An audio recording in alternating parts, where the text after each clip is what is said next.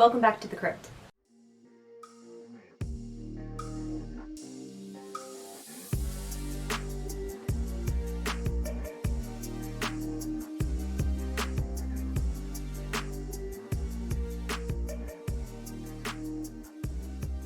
Today I want to talk about the M.I.C.E method for outlining a book. This was a technique pioneered by Orson Scott Card, and I learned about it through a writing forum. Someone recommended it as an outlining method because I've always struggled with outlining, but I also know I need to be doing it more. Now, as you guys know on my channel, I am in the middle of editing my novel, so I am getting ready for draft 2. I'm about 1/3 through the book, which is great, but I am concerned about Act 2, which I am getting into. Act 2 is the try-fail section, and I really am not sure if I pulled it off correctly. I'm getting into the editing now, but I don't know. Initially, I wasn't going to be doing an outlining method or using this method until my next project or the next draft, but I don't know, I feel really off about this middle part, so I'm gonna go ahead and learn about M.I.C.E a little bit more than just reading an article, and then I'm going to try to experiment a bit. So first off, I'm going to go ahead and bring up the article that I was linked to originally, and I'm going to read a little bit about it so you guys know what M.I.C.E is. And then I'm going to go ahead and watch the video on Brandon Sanderson's channel featuring Mary Robinette now, and she actually goes over the system as well. It's about a 45-minute video. Of course, I'm not going to show that on my channel, but I'll link everything down below so you guys can read along, watch the video alongside me, that kind of thing. And then after that, we're going to experiment a bit and play around with it and see what I think. Pretty much what M.I.C.E does is it's like computer code, if you've ever seen code before. So you usually have an opening bracket that starts the code. For example, if I wanted italics way back in like Pro Boards days, do y'all remember Pro Boards? I'm aging myself here, but if you wanted italics in your forum post, you would put a bracket, another bracket, and that starts the code. Then all of your text you want italics, and then to close the code, to end it, you would do a bracket, /I bracket, so you close the code. So everything inside of that code is being worked on by the code, so it makes it italics. So that basic idea is applied here. So if you look at a book like you would code, the entire book has different stories within it. You've got the overarching larger plot of the entire story that's from start to finish, the major theme and idea. You've got the characters' individual problems and obstacles that they have to face, which can be smaller bits of the story. You've got side characters, side quests.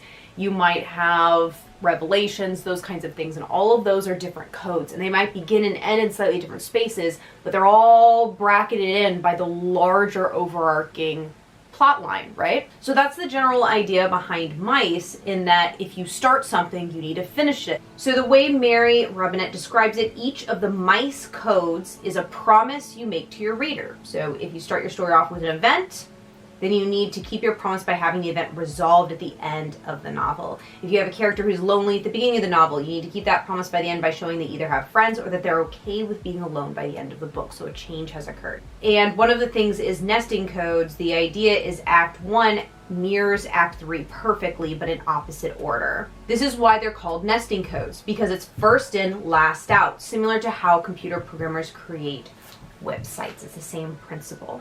The thing about M.I.C.E, so far at least, I haven't gotten to the lecture portion, but so far what it seems to be is it's just keeping track of all your things you have going.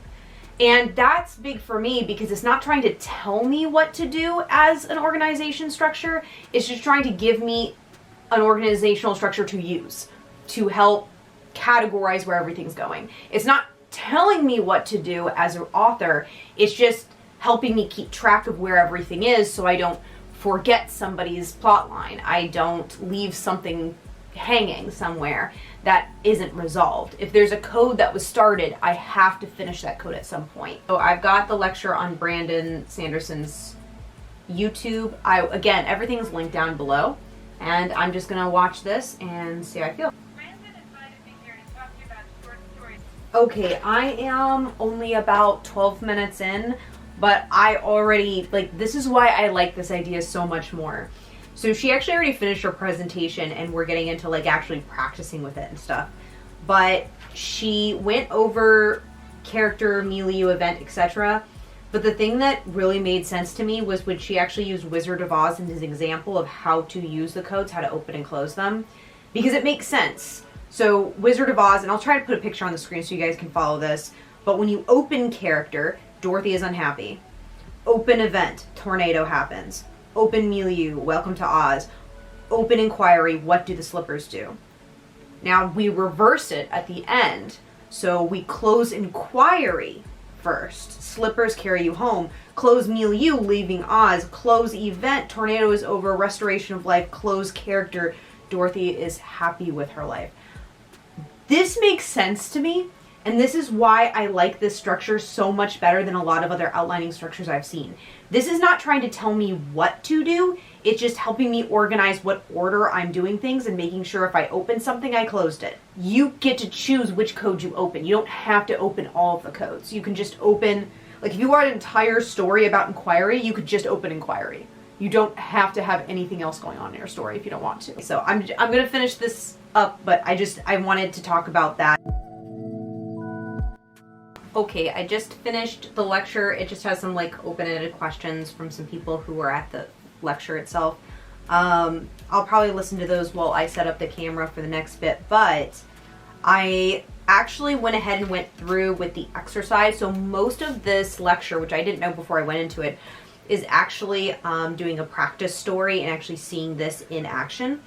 And initially I was kind of on the verge of skipping it because I'm doing a video, but then I was like, you know what, if I'm actually sitting here to learn and the point of this video is for me to learn, I actually need to do this.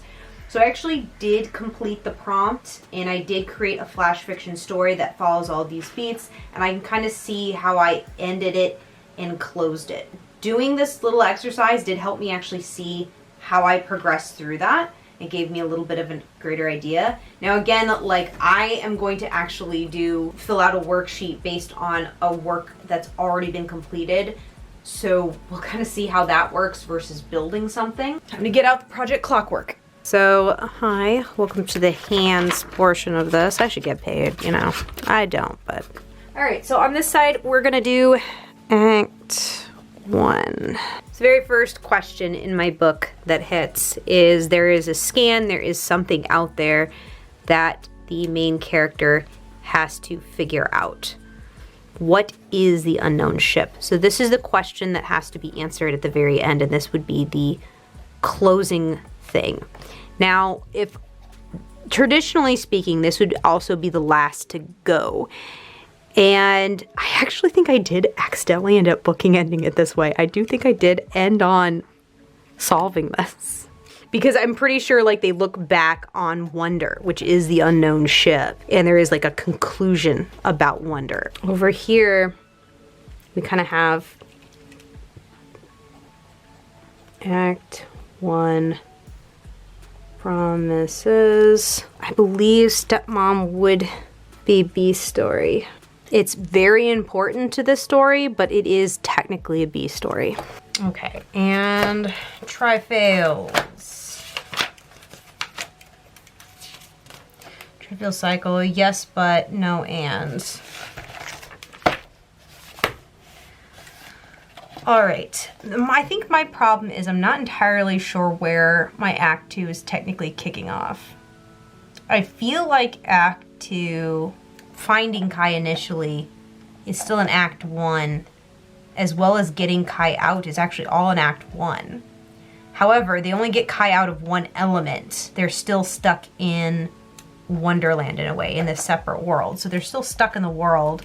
Being stuck in Wonderland, the problem is Alex will get out, but fail to get Kai out. So one of the early tri-fails. I wonder if it's just 2. I feel like there is a third one. See, here's the thing. I haven't actually gotten to this point yet. I'm still in Act 1. All right. And Act 3 would be reversing Act 1. I think I need to look. So I'm kind of, this obviously is not finished, but I'm also still going through my edit and figuring out exactly how I want to order certain things. Like, I think the scenes are okay as far as they're ordered. It's just the emphasis of what the scenes are trying to do, which I've already messed with a little bit to make sure that certain things are more clear, that a lot of the character aspects are more clear. This is one of the many reasons why, like, I'm practicing this now. Like, I don't really expect mice to be perfect for the current scenario I'm in because I didn't start with this. So I have a lot of things I need to fix first before things can be ordered correctly. That being said, I like this a lot, and so far I'm really happy with this, but it's definitely something I have to keep working on throughout the editing process. And honestly, if I had started out doing something like this, I think I would be more confident in my book currently. Honestly, my major problem that I'm having is just simply my own problem of I didn't do this before I started writing, so now I have to fix a lot of stuff as far as order goes. I do feel like some of my order is incorrect, which is one of the reasons why certain parts of my book feel wrong. This is why, because it's out of order. I definitely need to work on this a little bit more. Clearly, I'm missing quite a bit of information, and I want to try to figure out if I really do have 3. I feel like I'm forgetting a scene, but the fact that I'm forgetting it might actually be a signal that it's not needed. So again, we'll get there. I'm not at this portion yet. Like, this is coming from memory, but from my reread memory. But I am really just still in Act 1 for editing. I actually thought I had hit Act 2, but I don't think I'm technically there yet.